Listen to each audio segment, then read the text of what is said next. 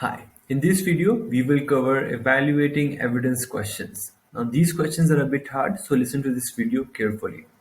On your official SAT, you might see one question that asks you to evaluate the type of evidence used by the author of the passage.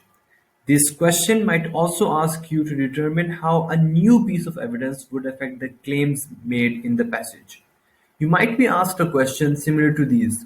Which statement best describes the technique the author uses to advance the main point of the last paragraph? Or which finding, if accurate, would undermine the findings of the researchers in the passage?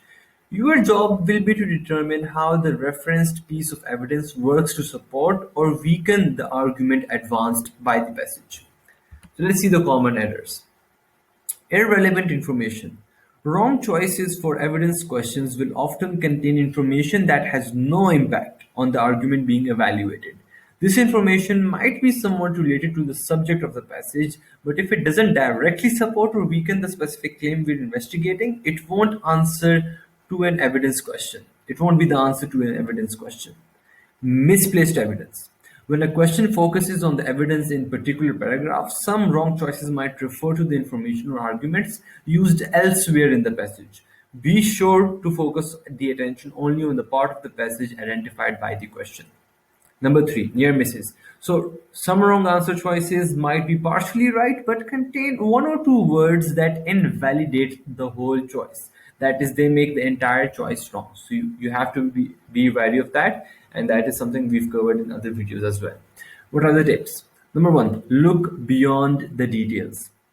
If a question asks you to describe a technique used by authors, try to focus on the structure of the text instead of the content, right? So are the quotations rhetorical questions, are they used? Do you notice a series of sentences that follow a similar grammatical pattern? The presence of these stylistic features has little to do with the topic of the passage, but a lot to do with the techniques the author is using. Remember, in questions like these, our job isn't to evaluate the details of the evidence itself, but to determine what type of evidence the author uses.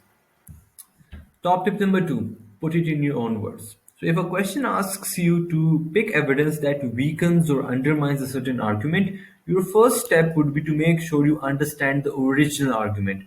Try restating the claim in your own words, and that will help you to identify some patterns that you might not have uncovered previously.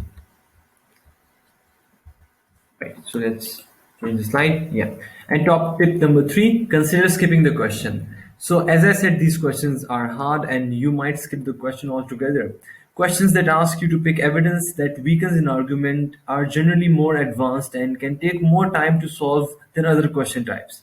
If you're usually pressed for time during the reading test, consider skipping these questions entirely. You may spend your limited time more productively on easier questions. If you go this route, don't forget to guess. You might get lucky. So that's it for this video. In the next video, we will cover another video type.